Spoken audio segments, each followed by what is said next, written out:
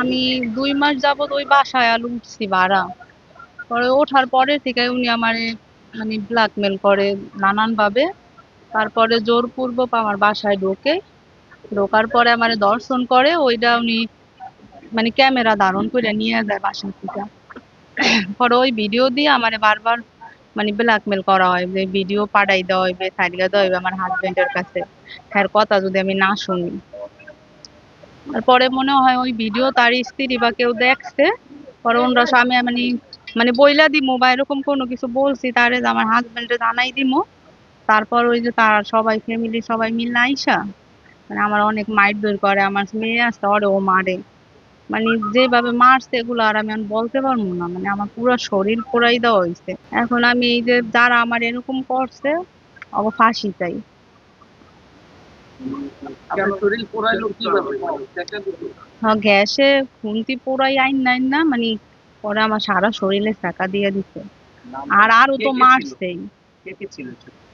ছিল সোহাগ সর্দার, জসিম সর্দার, ঝর্ণা, লামিয়া, মিম। তারা নির্যাতনটা কিভাবে করছে? এরা প্রথমে 12:30টার দিকে আমার বাসায় আসে। আইসা আমার ছোট ছেলে আছে 2.5 বছর বয়স, ওরে কোলে নিয়ে সে উপরে নিয়ে গেছে। আর আমার মেয়ে গোসল করতেছিল আর আমি ছিলাম বাসায় শোয়া। পরে উনি আসার পরে ছেলেরে নিয়ে গেছে, আমি জিজ্ঞাসা করছি যে আমার ছেলের আপনি নেন কেন? কয় কি যে ওরে আডাই নিয়ে নিয়ে নিয়ে রাইখা কয় কি বাসায় লোক ডাকে, কয় কি তোরা ভিতরে ঢোক।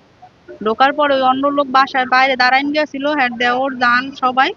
পরে দরজা লাগাই দেয়, লাগানোর পর আমার ডাইকা কয় কি তোমার লগে কথা আছে এই পাশে আহো, মানে আমার রুমের থেকে আমার ডাইনিং রুমে আনছে। পরে আর কোনো কথা নাই, আমার চুল ছিল ছাড়া।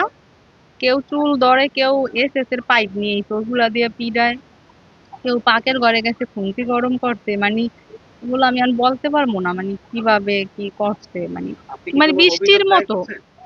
এখন তো থানায় তো অভিযোগ করা হয়েছে।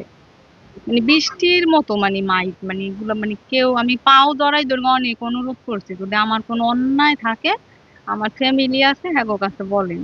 মানে হ্যাঁ শোনে না, হয়তো বা আমার মাইক দিয়ে হেলাইতে চাইছে। আল্লাহ হয়তো বা হায়াতে রাখতে দেখে আমি এই পর্যন্ত এখন আছি।